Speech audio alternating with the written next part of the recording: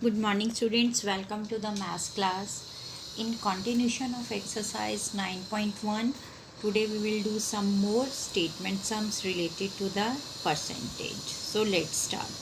Number 11, the price of sugar is increased by 25%. By what percent consumption of sugar must be reduced so that the expenditure is not affected? And first let's understand this question. देखिए इस question में कहा गया है कि the price of sugar is increased by 25%. What percent consumption of sugar must be reduced. अब उन्होंने बोला है कि शुगर का रेट हमारा बढ़ गया 25%. तो हम अपनी कंजम्पशन कितनी कम करें कि हमारे एक्सपेंडिचर पे हमारा जो बजट है वो इफ़ेक्ट ना हो. लेकिन बच्चों यहाँ तो ना कंजम्पशन दी हुई है ना एक्सपेंडिचर दिया हुआ है.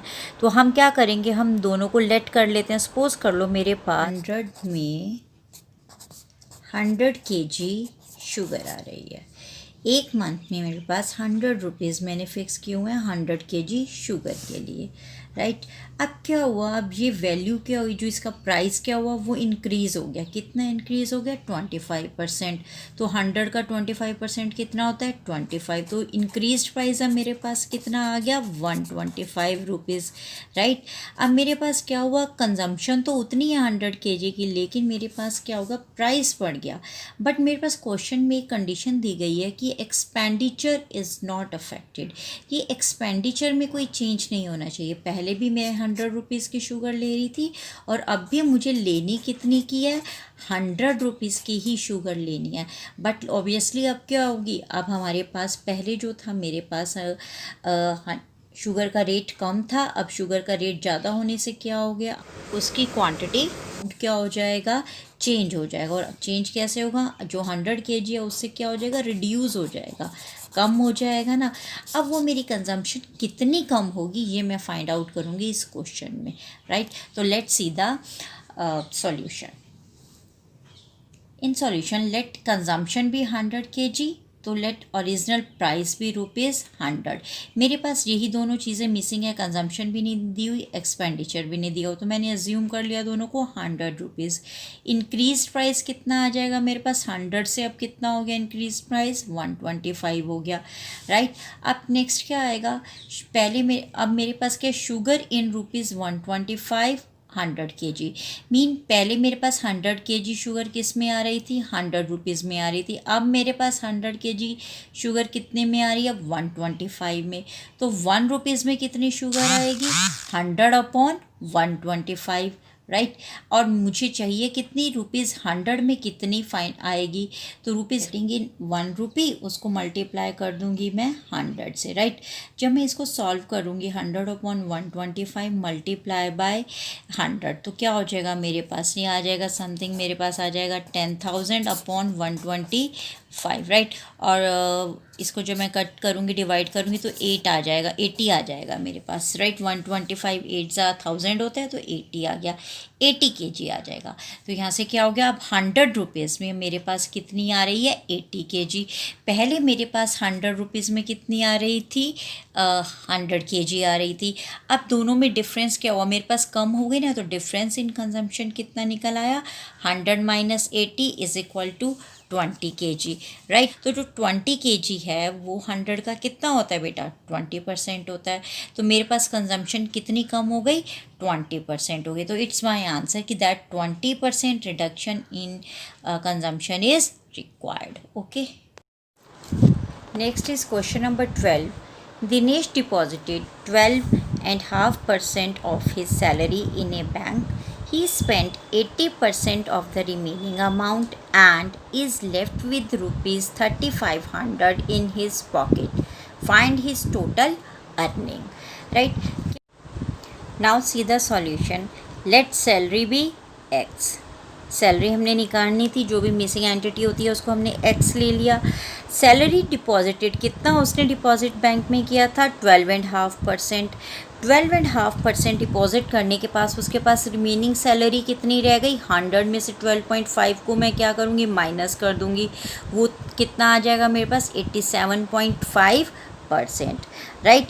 अब उसके पास कितना रह गया, जो उसके पास रिमेनिंग अमाउंट था, रिमेनिंग अमाउंट उसके पास आ गया 87.5% ऑफ एक्स। अब मैंने अमाउंट निकालना है ना उसका, ये तो परसेंटेज में थी, किसकी परसेंट आई है, ये एक्स की आई है, तो एक्स की क्या परसेंट मिल जाएगी, इसका क्या मतलब हो जाएगा 87.5 अपॉन 100 इंटू में एक्स क्या थी मेरे पास, सैलरी मैंने एज्यूम करी है, तो मेरे पास रिमेनिंग अमाउंट क्या आ जाएगा, इसको मल्टीप्लाई करेंगे यहाँ से 87.5 को x से मल्टीप्लाई करेंगे तो 87.5 x आ जाएगा। अब वो डेसिमल हटा दिया तो एक और ज़ीरो नीचे आ गया, तो यहाँ पर क्या हो गया 1000 बन गया। यहाँ पे 100 था ना, 100 के नीचे एक और ये डेसिमल हटाया तो अपॉन में मेरे पास सपोज कर लो 10 हमने यहाँ पे डाल दिया, ठीक है, तो ये हमारे पास क्या चीज़ आ गई 1000 आ जाएगा। क्लियर हो गई। अब हमारे पास मनी स्पेंट, अब उसने कितना मनी स्पेंट, इसका उसने 80% ऑफ द रिमेनिंग अमाउंट की उसने क्या करी 80% स्पेंड कर दी। रिमेनिंग अमाउंट क्या था हमारे पास 875x अपॉन 1000। अब हमारे पास 80% तो उसने स्पेंड कर दिया, तो उसके पास लेफ़्ट कितना रह गया, मनी लेफ़्ट होगी उसके पास 20%। 20 कैसे आ गया, देखिए 100 माइनस 80 इट गिव्स मी 20%, तो 20% उसके पास रिमेनिंग अमाउंट आ गया।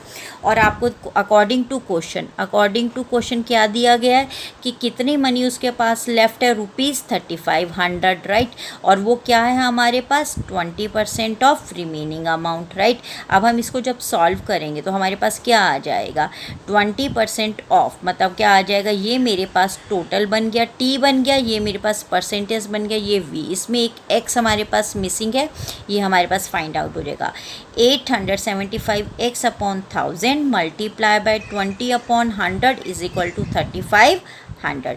अब जब हम इसको सॉल्व करेंगे तो इसको पूरा सॉल्व करने के बाद मेरे पास आंसर आ जाएगा 20,000। तो ये मेरे पास आंसर आ गया, कितनी उसकी टोटल अर्निंग कितनी थी, ₹20,000। Okay, next is question number 14. The value of a machine depreciates every year by 10%.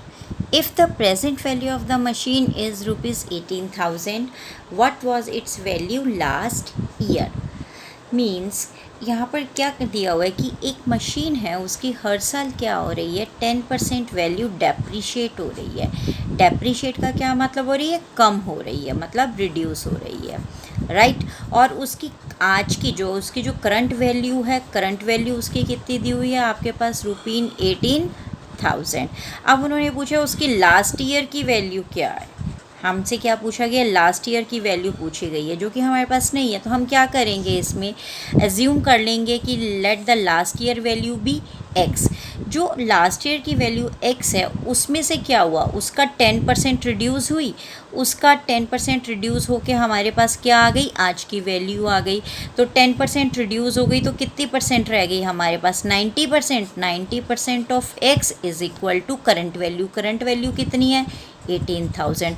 तो यहाँ से हमारे पास इसकी लास्ट ईयर की वैल्यू फाइंड आउट हो जाएगी। Now let's see its solution.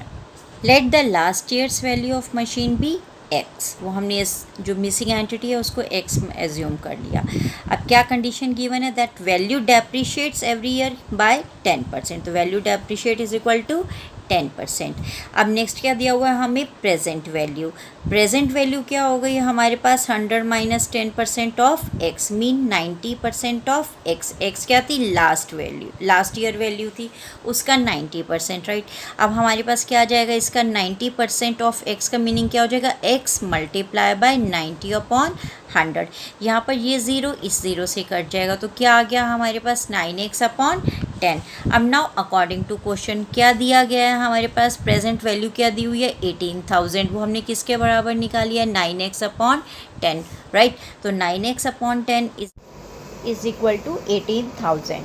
अब इसके बाद क्या आएगा, ये 10 क्या हो जाएगा, यहाँ पर हम क्रॉस मल्टीप्लाई करेंगे इन्हें, तो ये ज़ीरो यहाँ पर एक और आ जाएगा, राइट। और इसको जब हम आगे सॉल्व करेंगे तो हमारे पास x की वैल्यू क्या आ जाएगी 20,000, एंड 20,000 हमारे पास क्या हो जाएगी last year value of the machine, and its our answer. Okay, that's all for today. PDF related to today's work has been uploaded. Try to solve it. Thank you.